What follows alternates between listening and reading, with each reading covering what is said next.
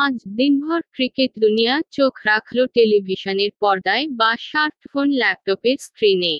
Indian premier লিগের বহু প্রতীক্ষিত মিনি নিলাম অনুষ্ঠিত হল দুবাইয়ের কোকা-কোলা এরিনায়। দুপুর 1:30টা থেকে শুরু হয়ে রাত 9টা পেরিয়ে গেল নিলাম শেষ হতে। গত 26শে নভেম্বর যে রিলিজ রিটেনশন তালিকা প্রকাশ করেছিল 10 ফ্র্যাঞ্চাইজি, তা অনুযায়ী শূন্যস্থানের সংখ্যা ছিল মোট 77।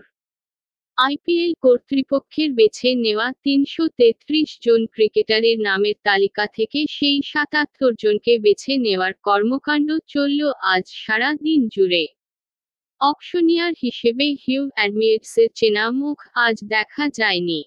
বদলে নজর কাড়লেন মল্লিকা সাগর। প্রো কবাডি উইমেন্স প্রিমিয়ার লিগের পর 3 সপ্রতিভ আইপিএলের নিলামেও। নিলামের শুরু থেকেই দড়ি টানাটানি চলতে থাকে বিভিন্ন ফ্র্যাঞ্চাইজির মধ্যে। রোভাম্যান পাওয়েলকে নিয়ে লড়াই বাধে কলকাতা আর রাজস্থানের মধ্যে।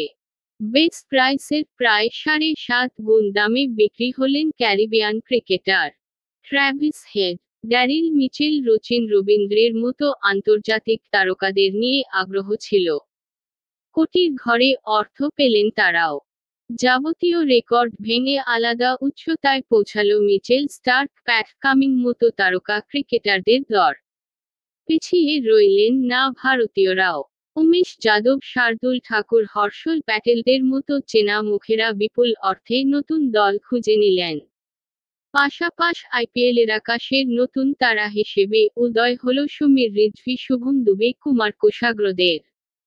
ভাঙল সব রেকর্ড। নিলামে দাদাগিরি। অজিদের গত বছরের মিনি নিলামে ইংল্যান্ডের অলরাউন্ডার শ্যাম কারানকে 18,50,00,000-এর বিনিময়ে সই করিয়েছিল পাঞ্জাব কিংস। এতদিন সেটাই ছিল নিলামের আসরে পাওয়া সর্বোচ্চ দাম। আজ অবশ্য কারানের রেকর্ড ভাঙতে বিশেষ সময় লাগল না। প্রথম ক্রিকেটার হিসেবে 20 কোটির ঘরে পা রাখলেন অস্ট্রেলিয়ার বিশ্বকাপ জয়ী অধিনায়ক প্যাট কামিন্স।